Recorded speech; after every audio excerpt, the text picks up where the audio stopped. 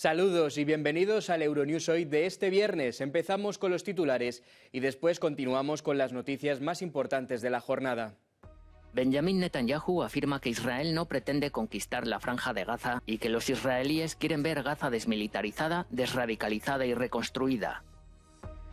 Más de 20.000 camiones bloqueados en la frontera entre Ucrania y Polonia con colas de hasta 40 kilómetros. Las protestas continúan en Madrid contra el acuerdo alcanzado entre el Partido Socialista de Pedro Sánchez y Junts para conceder la amnistía a los líderes independentistas catalanes. La UE cierra un acuerdo clave sobre biodiversidad que prevé recuperar al menos el 20% de las zonas terrestres y marinas comunitarias de aquí a 2030. El noroeste de Francia se prepara para un nuevo fin de semana de fuertes lluvias y vientos, con algunas localidades tratando de recuperarse aún del paso de la borrasca Ciarán. No pretendemos conquistar Gaza, no pretendemos ocupar Gaza ni gobernarla. Son palabras de Benjamin Netanyahu en una entrevista en un canal de televisión estadounidense. Tenemos que ver Gaza desmilitarizada, desradicalizada y reconstruida, añadió el primer ministro israelí.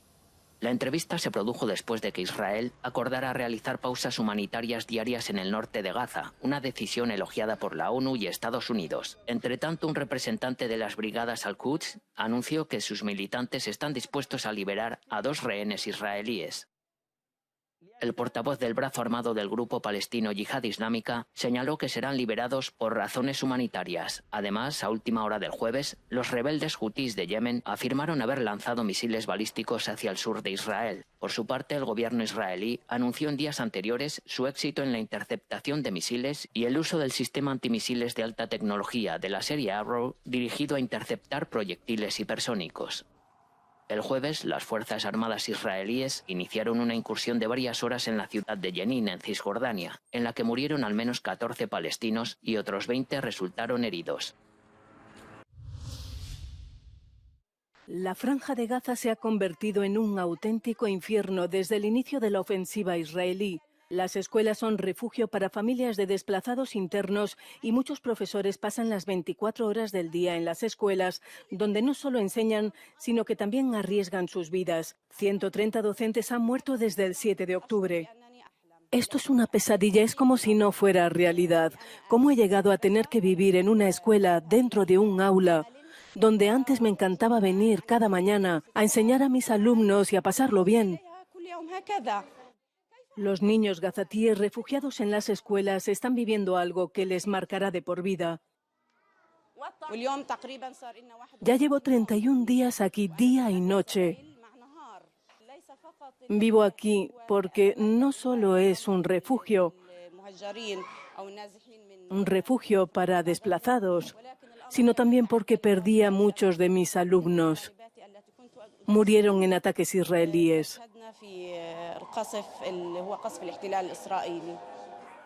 Unos 625.000 estudiantes se verán privados del acceso a la educación en la Franja de Gaza.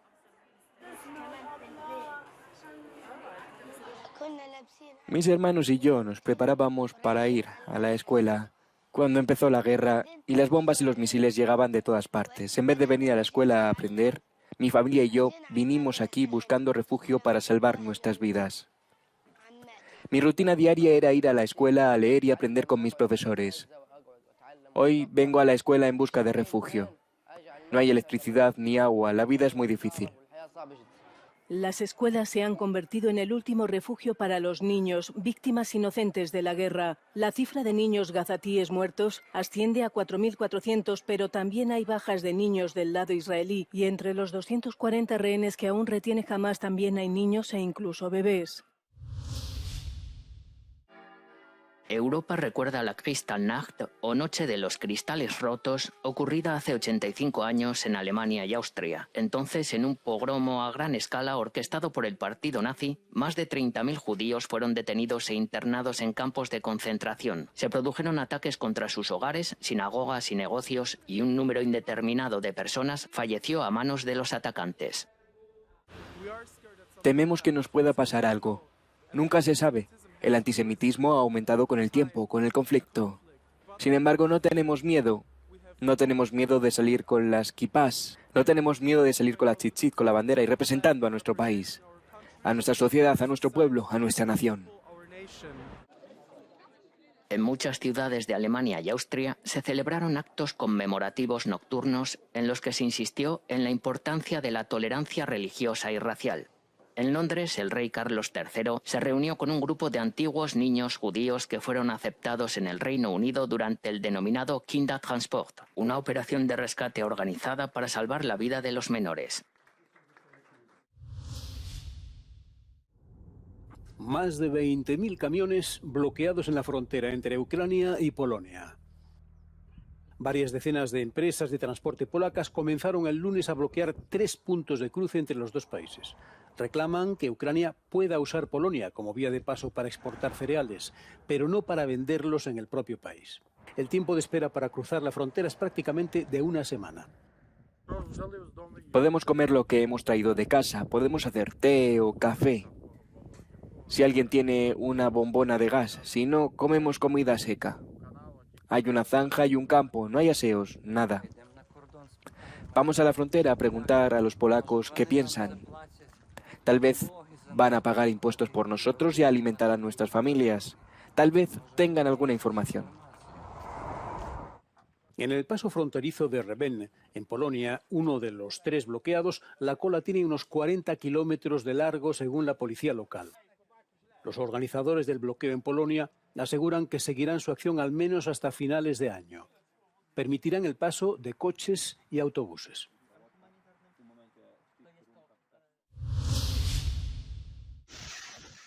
Jersón bajo las bombas un año después de su liberación.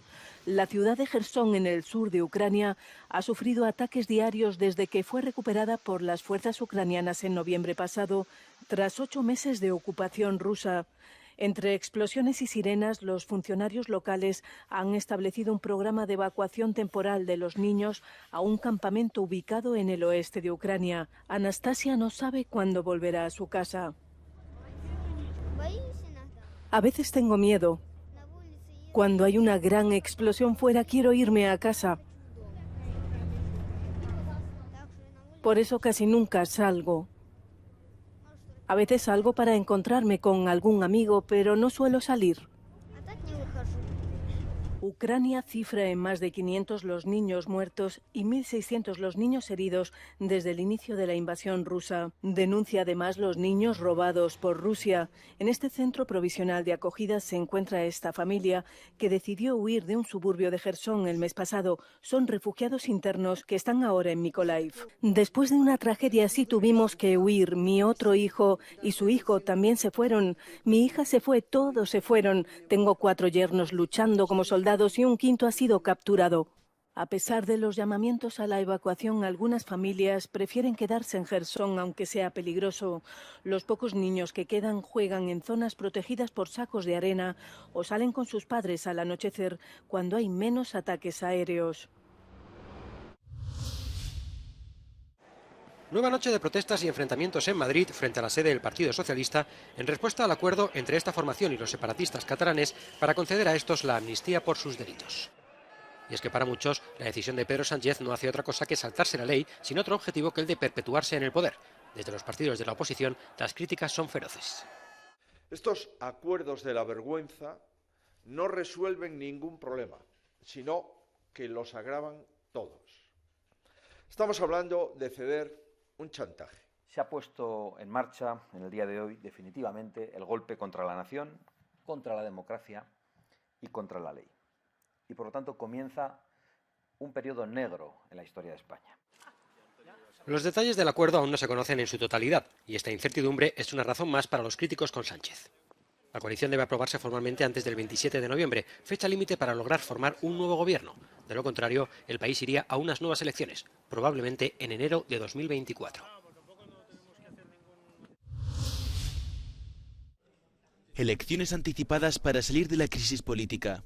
El presidente de Portugal, Marcelo Rebelo de Sousa, anuncia la disolución del Parlamento y convoca elecciones anticipadas el día 10 de marzo. Una decisión que llega 2 días después de que el primer ministro Antonio Costa presentara su dimisión.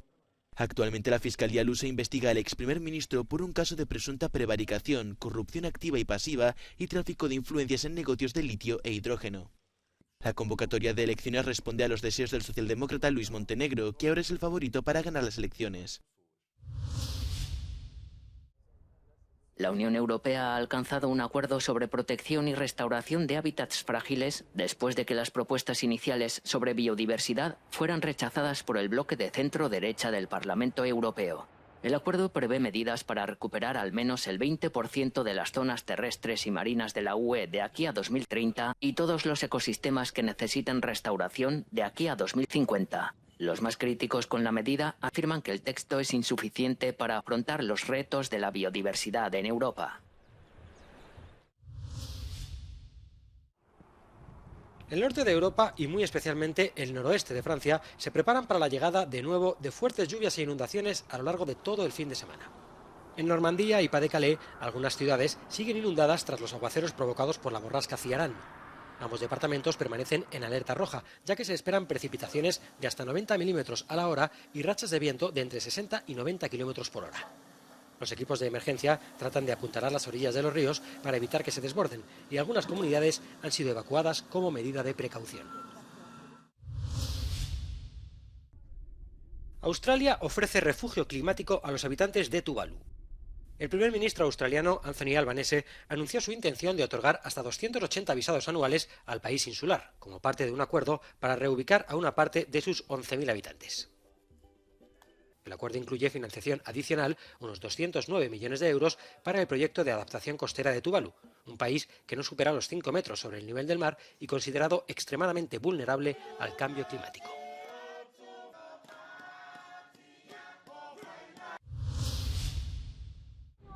...118 personas a bordo de embarcaciones precarias han sido rescatadas en los últimos días en el Mediterráneo. Un barco de la ONG Emergency se dirigió al puerto italiano de Brindisi después de rescatar 2 embarcaciones con 41 y 77 personas. Entre los rescatados se encontraban 4 menores no acompañados y migrantes de diversas nacionalidades.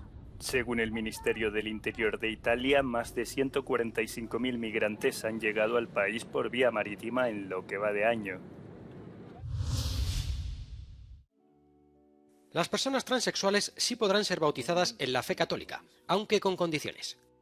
Así lo ha hecho saber el Vaticano en una carta de respuesta al cardenal brasileño José Negri, que el pasado mes de julio ponía esta y otras cuestiones sobre la mesa de la Santa Sede. Así, el Vaticano aclara que sí se permite el bautismo a los transexuales siempre y cuando el hacerlo no suponga un riesgo de escándalo público o desorientación en los fieles. También se les permite ejercer de padrinos y ser testigos en las bodas.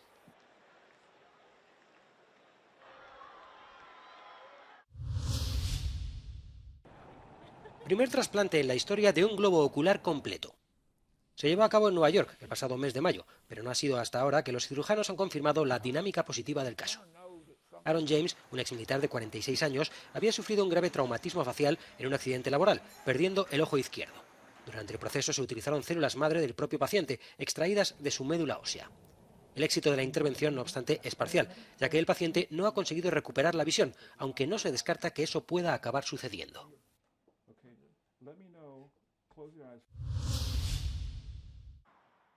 Llega la primera vacuna contra el chikungunya, que ha sido desarrollada por el grupo europeo Valneva. Estados Unidos la ha aprobado para las personas mayores de 18 años con mayor riesgo de exposición al virus. El chikungunya, transmitido a los humanos por mosquitos infectados, provoca una aparición repentina de fiebre y fuertes dolores articulares que pueden durar meses, pero las muertes causadas por la enfermedad vírica son raras. Este tipo de virus se da principalmente en regiones tropicales, sobre todo en África, el sudeste asiático y distintas partes de América. A medida que los gobiernos de todo el mundo se afanan a regular la inteligencia artificial, se habla cada vez más de poner el foco en la cooperación internacional, particularmente con China. Ha sido uno de los temas clave en la Cumbre Internacional de Inteligencia Artificial de Euronews, celebrada esta semana en Bruselas. aunque varias voces alertan de la dificultad de cooperar con Pekín respecto a los estándares de la inteligencia artificial. Creo que es justo decir que la realidad geopolítica no es muy propicia para una cooperación profunda y significativa. Hay una guerra tecnológica creciente entre Estados Unidos y China. Hay una tremenda carrera por la supremacía tecnológica. Hay preocupación por quién está en el poder económico, el poder tecnológico, el poder geopolítico, y también hay grandes diferencias ideológicas. Así que es difícil ver a los Estados Unidos y a la Unión Europea ponerse de acuerdo con China en reglas particularmente significativas y sustantivas en torno a la inteligencia artificial. La explosión de interés hacia la inteligencia artificial no podría haber llegado en un momento más complicado y más difícil para el esfuerzo global necesario para establecer estándares de seguridad. Pero en medio de esta tensión geopolítica hay esperanza. La semana pasada se firmó la histórica declaración de Bletchley en el Reino Unido, con Estados Unidos y China acordando una declaración sobre seguridad de la inteligencia artificial. También hay optimismo entre las empresas. Soy muy optimista cuando se trata de lo que puede hacerse entre empresas, entre ingenieros. Las empresas chinas ya están desempeñando un papel muy activo, siempre que estas conversaciones puedan continuar e incluso tal vez ser facilitadas por los gobiernos. A pesar de las tensiones geopolíticas, creo que habrá progresos en el futuro. Pero para el eurodiputado que lidera la iniciativa sobre la Ley de Inteligencia Artificial Europea, la cooperación con China en materia de tecnología debería ser por ahora secundaria. En primer lugar, Occidente debería trabajar en sus propias normas. Porque es lo mismo cuando se aborda la gobernanza en un escenario global, cuando se trata de estándares en un escenario global. Hay un diálogo inevitable con China. Pero lo que siempre he dicho es que, ante todo, tenemos que asegurarnos de que somos los primeros en la fila, como democracias que entienden la tecnología de la misma manera y su papel en la sociedad. Primero tenemos que ser tan convergentes como podamos, tan alineados como podamos, y luego tener una conversación adecuada con China, para asegurarnos de que podemos hacer frente a otros mayores riesgos, incluidos los riesgos geopolíticos, en un marco que también incluya IA. La semana que viene podría vivirse otro momento histórico en la cooperación de Occidente con Pekín. El presidente de Estados Unidos, Joe Biden, probablemente se reunirá con el presidente de China, Xi Jinping, lo que podría sentar las bases para una futura cooperación en materia de inteligencia artificial. La empresa de producción de Robert De Niro deberá pagar más de 1 millón de euros a una ex empleada del actor por discriminación sexual, tras un juicio en Nueva York que duró 2 semanas. El fallo hace responsable a la empresa, pero no a De Niro, de discriminar a la ex asistente y de tomar represalias contra ella. La ex empleada acusó al actor de no pagarle suficiente por ser mujer y de darle tareas denigrantes y estereotipadas, como lavar sus sábanas o rascarle la espalda, algo que el propio actor admitió durante el juicio, pero aseguró que no había ninguna intención sexual detrás de su petición. Se cumplen 100 años desde que nació Hachiko, conocido mundialmente como el perro fiel por esperar cada día en la estación a su dueño a su llegada del trabajo, incluso después de que él muriera.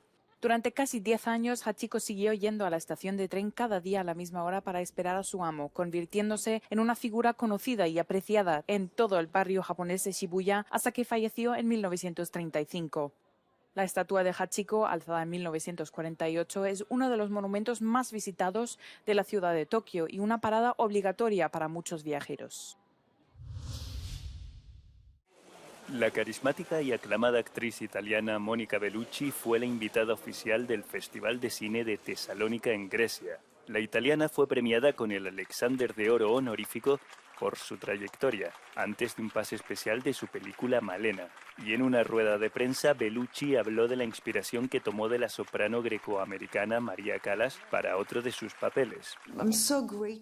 Estoy muy agradecida a esta increíble artista María Callas, porque tengo que decir que, como digo todo el tiempo, lo que realmente me llevó a este proyecto es la dualidad de María Callas, porque era una diva, divina y un talento inmenso. Y al mismo tiempo era una mujer con un corazón sencillo. Atendiendo preguntas del público, Bellucci habló además de sus colaboraciones con directoras de cine, el papel de la mujer en el cine contemporáneo y la posibilidad de ponerse detrás de las cámaras como realizadora.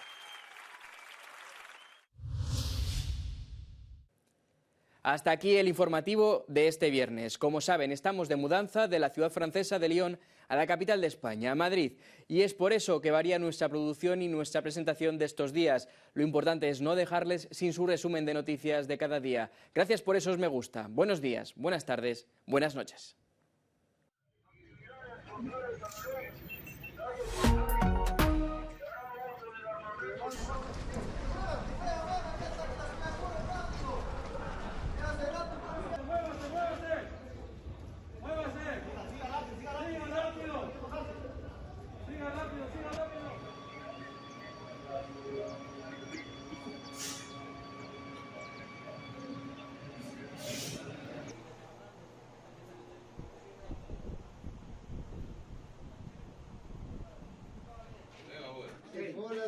Sí, déjame meterle la mano nomás. No.